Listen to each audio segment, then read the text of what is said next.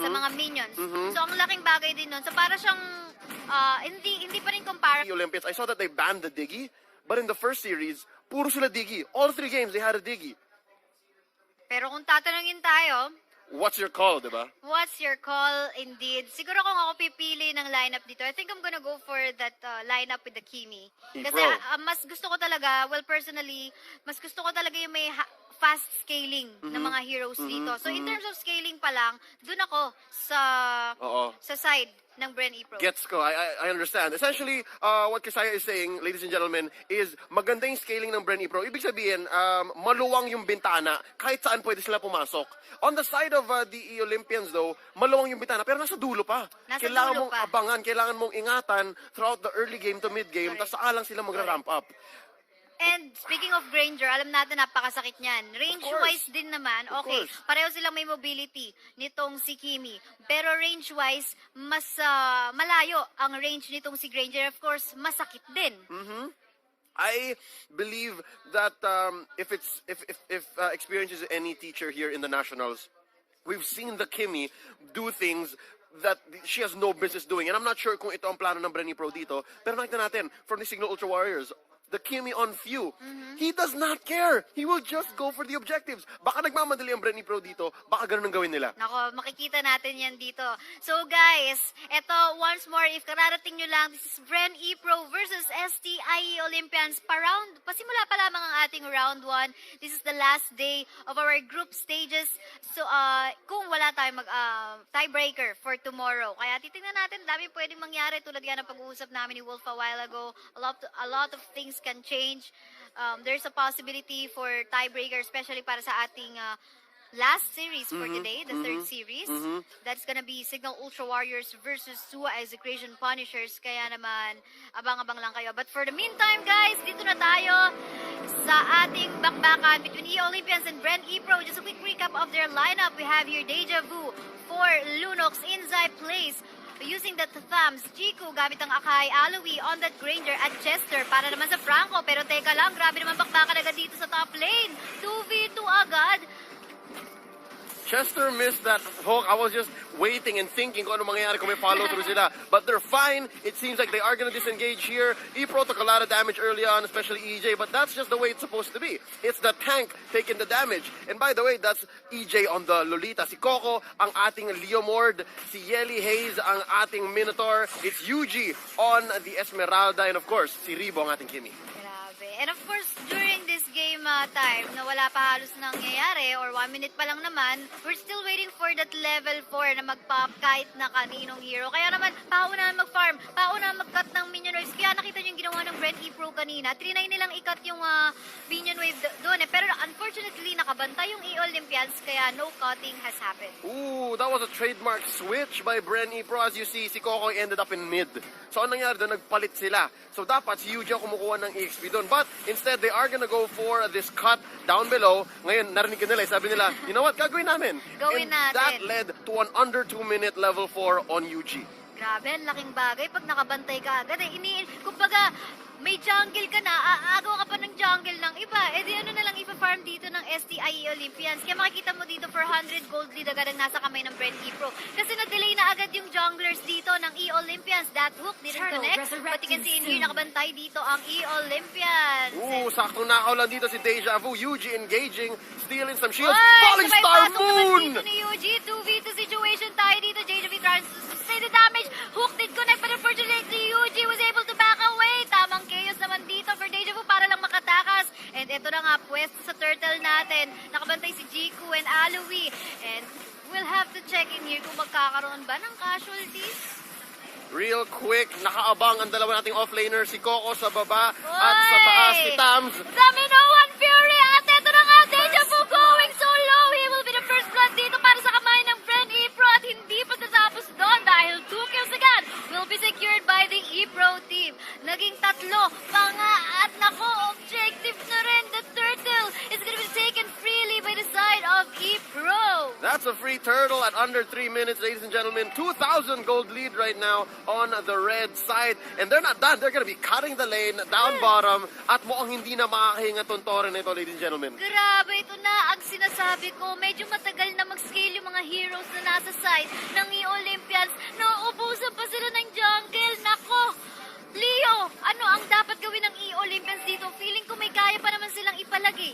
I think Olympians have to play safe. I know that sounds counterproductive, pero hindi dapat sila manghabol masyado ng ganito unless it's sure, unless it's free. Ay, naku po, nang habol sila sa top, they did secure a kill, but naku, that was a for one trade. At the price of Chester, diba? Up top, it's Yeli Hayes taking a lot of damage. He is going to be getting rage off of this, and as we can see, meron siyang Minoan Fury. So, this right here, sobrang kunat ng Minotaur, especially kung naka-rage siya. Mag-heal lang yan, tapos mag-Minoan Fury para tumakas pa rin the falling Star Moon! Inzai, it's just gonna be to push him back and just reclaim top to distract from mid. Medyo gusto yata nilang mag-push sa mid unless magro-rotate sila and try to take these buffs. Look, nag-ano sila, mag-invade sila sa taso.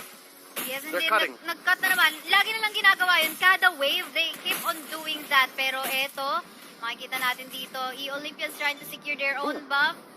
No hook will connect, but naku, sa bandang taas ng mapa dito si Inzai, please, mukhang delikado ang lagay. Trying to lifesteal, but this is 4v1 situation. Nandito naman Minoan Fury at Inzai, please, trying to back away sa may backup ni Deja Vu. Hindi na makakatakas. Eugene taking a lot of damage coming up from the Lunox. Naipit ni Jaco. Sino pa yan naman dito na ultimate coming up from the Lolita? At ayun, nagpapalitan pa. A lot of kills in here. Chester trying to survive. Medyo malayo na si Deja Vu at ayun. Nako, mamba out para sa Olympians. Mage na yata to. Look at Yuji, he's still going and they still are gonna go for this tower. Nang mamama lang si Yeli Hayes, sabi niya huwag kayong lalapit. Galit akong baka, huwag kayong lalapit. Ganyan ang matapang. Uy, grabe oh. Tignan mo, sinasalo lang talaga ng mga shield ni EJ. The Lolita shield. Itong mga binabato ni Deja Vu onto that Lunox. Hook didn't connect once more. This is what I'm saying, na sobrang laki ng bintana ng Bren Epro. They have so much room to move around on the map based on the kit of their heroes that come online as soon as they reach level 4. Yes, and Aloy, on that Granger, hindi pa natin definitely makikita yung damage ng hero na yan. Because, you know, kulang sa farm eh. Makikita mo dito, 4k gold dito agad nasa kamay ng Epro. Plus, they got a really good position onto the turtle. Really taking that once more. Look at that! What's so awesome about that Esmeralda is, nakita yung reaction mo kanina, you're like, bakit Esmeralda ng ganito kaaga? Yuji has survived like 2 near-death experiences. Boy, we have a team fight ongoing once more near. Nag-connect. Ladies and gentlemen, underneath the turret, the Numenon Blast has stunned 4 members of the Olympians, but they are gonna take down EJ. Ladies and gentlemen, makakatakas pa ang dalawang Yeli Hayes and Rebo for the side of Epro. Muntik na. Kung meron lang silang mas maganda pang damage, that would have been a wipe for the Olympians. You saw their life, you saw their bars, it was very low, and here's Deja Vu just playing with death, just teasing Epro kasi nandito si Coco eh. At ito Kung naman, mahuli ka niya. nakuha na naman yung tier 1 turret sa middle lane natin, and then again, Mamba outs, objective secured. So, ang ganda ng ginagawa ng Bren Epro dito kasi kahit alam nila, nalamang na sila, sige, may decision making silang ginagawa pa rin eh. Sige, tore lang tayo, then back away na. Discipline, sobrang disiplinado. And that's what you can see from this KDA basically. It's 6 and 2. Yung dalawang kills ng Olympians, saktong hugot lang yan, saktong pick off. Because that's what their lineup is trying to do. We pick off while our Granger's going online. Unfortunately, for every pick-off they try, kasi usually dapat magsisimulain from the hook coming up from the Franco. Unfortunately, we didn't see a lot of successful hooks so far yet. Siguro may isa lang ako nakita sa middle lane a while ago, and that's when they actually secured another kill. Pero teka lang, Jigo dito medyo naipit, masyadong overextend. Nakamamba out pa rin naman. Nice back to sprint. safety. Pero teka, sa bottom lane, 1v1 against our offlaner in here, Tams versus Leomord. At ito na nga ang 1v1 sa apakan kung sa apakan. Aloy trying to protect Inzai place. Napabakaway naman ang Bren Epro sa top lane though, suppress si Eugene dito. Nahook pa! Ano yun? Ang magandang laban na ipinakita dito sa taas ng STIE Olympians. Point blank hook right there by Chester. Pero hindi na nakita, nandito si paring Rebo. The doctor is in, ladies and gentlemen, and he is going to surgically take this tower with the protection from Yeli Hayes and EJ. Pipilitin nila, and I think they are going to take this right here. Yes, konti na lang yun. Naubusan ng minion waves unfortunately. And nag-play safe na rin naman yung mga attack. kung iisipin nyo guys, baka, o sige, ba't di na lang din ang kinalulita or ng ano, well, makikita mo dito nga yung discipline eh. Kasi habang tumatagal, mas magstay sila sa tore na yun, mas sumasakit yung damage. So, ang ganda pa rin ng play safe na ginawa. Parang, alam nila kung kailan mag-play safe, alam nila kung kailan sila dapat maging aggressive. Bilang na bilang, aral na aral, and that's basically what you get from experience. Oy! Yuji, once again, using himself as a way to distract the Lunox up top, but it looks like Coco's gonna get Eto, this. si Deja po, hindi na nga lang makakatakas. Tatlong membro yon ng Bren Epro, but look at that positioning of the map. Right now, we cannot say na okay. Sige, although lamang dito ang Bren Epro by 5k gold, hindi mo masabi na okay, map is already controlled by Bren Epro. There is a Hindi pa. lot more Hindi pa. turrets that has to be taken out. Yep, hindi pa. It's still a red map, pero hindi naman walang-wala ang Olympians. Hindi naman walang-wala pa. Makikita mo nga sa baba, tumatry pa silang sumeko eh. Oh yeah, of course. Look at that. Inside plays, going for that tower down bot, and mukhang libreng kuha yon. But Epro are gonna make them pay by going up top, going after Jiku. Ay, eto na nga, sa top lane, nabasag na rin ang turret. Tier 2 turret ng E-Olympians doon. Nako, 4-7 ang score natin with the lead pa rin in terms of gold para sa side ng Bren Epro. The Lord is up na rin, and anytime na potentially may chance ang Bren Epro dito after, picking off a member from the side of the Olympians, they could have probably start that already. Ito na naman, Hook did not connect. I like what the Epro is doing here. They're really smart because ang ginagamit nila offlaner essentially is UG because he's able to survive more fights than Coco. And they need Coco for the cleanup. So yung 4v1 nila dito, medyo remix. Medyo iba yung take nila dito. But here we go. Jiku starting a fight against UG, but he pays the price kasi ang sakit na ni Doc Ribo. At ayun, nakakita na naman tayo ng Hook na hindi nag-connect. At eto na nga, medyo naipit ng konti dito si Jiku trying to go for that protection. Rage is building up. Makakapag-Minuan Fury pa ba? Unfortunately enough, Deja will secure a kill. At yun nga lang, mamamatay na rin siya. EJ though trying to sustain the damage. Nakaligtas pa, pero ito, trying to clean up. Coco is here. This Leomar Chester, nag-flicker out. Hindi na rin nag-survive. Nako, tatlong member dito. Apat pa nga, Bren Epro, buhay. They'll take it. They're just gonna go for the Lord here. This is as free a Lord as it gets. They have 2 members left on the side of the E-Olympians. Kailangan nila mag-defend. And wala silang mata, wala silang paa. They don't have hands and feet to send over to the Lord to check it out. So this is going to go towards Epro's gold lead. They now have what, Kaisaya? This is 7,000? 8,000? Napakataas na rin. And it's about to go 10,000 anytime soon. Kung makasecure pa ng minion waves dito, ang Bren Epro, nakuha na nga nila yung Lord, and tatlong inhibitor turrets na lang ang natitira para sa side ng E-Olympians. They seem to be taking strategies from Signal Ultra Warriors and of course putting their own twist to it. Na-mention ko kanina, yung 4-1 nila kakaiba. Kasi si Yuji ang nagiging 1. Tapos, gusto nilang gawin yung ginagawa ni Few dati, yung gangster, yung wala siya pa eh. It's just like, I'm just gonna take these turrets. So we can see that from the Doctor. Ribo is just essentially taking down these turrets. And as you can see, 10 minutes now, 11 minutes, wala nang tore ang E-Olympians. Inhibitors na lang.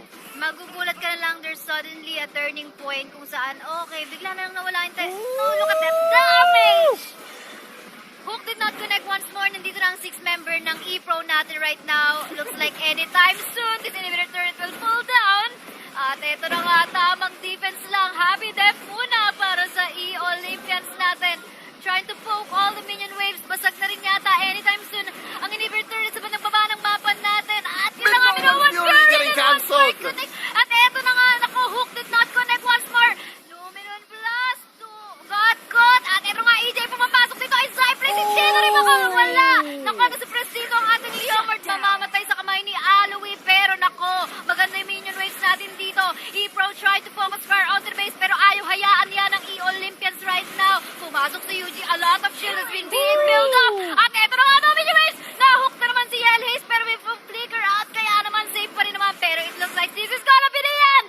Epro will take that first win of this best of 3 match. That's game 1. Mukhang narinig ako ni Doc. Sabi niya, Game 1, yeah. Leo, nagmamadali ka ba masyado? Wala pang 12 minutes. Chill ka lang.